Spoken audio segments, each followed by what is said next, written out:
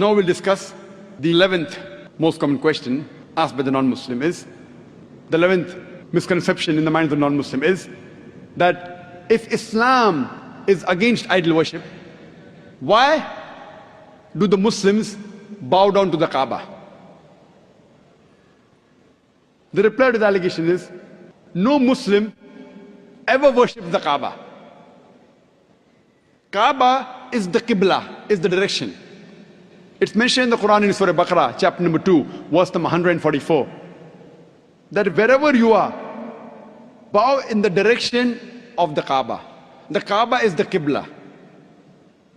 For example, if the Muslims want to offer salah here, some will say let's face north, some will say south, some will say east, some will say west. So for congregation, for unity, all the Muslims face towards one direction, that is the Kaaba. So Kaaba is our Qibla.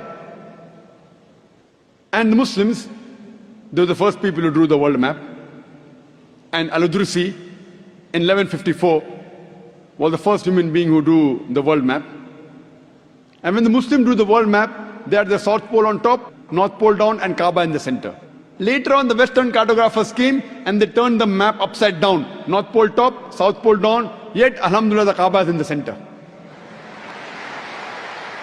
So whichever part of the world you are in, if you are in the north, you face towards the south. If you are in the south, you face towards the north. If you are in the east, you face towards the west. If you are in the west, you face towards the east. Kaaba is the center. Now when we Muslims go to Makkah, and during Umrah, or Hajj, or while doing Tawaf, we circumambulate around the Kaaba. Now why do the Muslims circumambulate around the Kaaba? Because it's the commandment of Allah and our Rasul, we do it. But the logical reason that I can think of is that when we circumambulate, we know that every circle has got only one center. So when we are circumambulating, we are testifying that God is only one.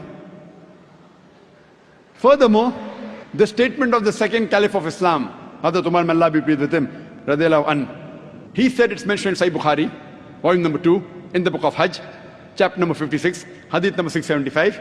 Hazrat Umar, may Allah be pleased with him, said, pointing at the black stone, Hajar Aswad, this black stone can neither benefit me, can neither cause me any harm.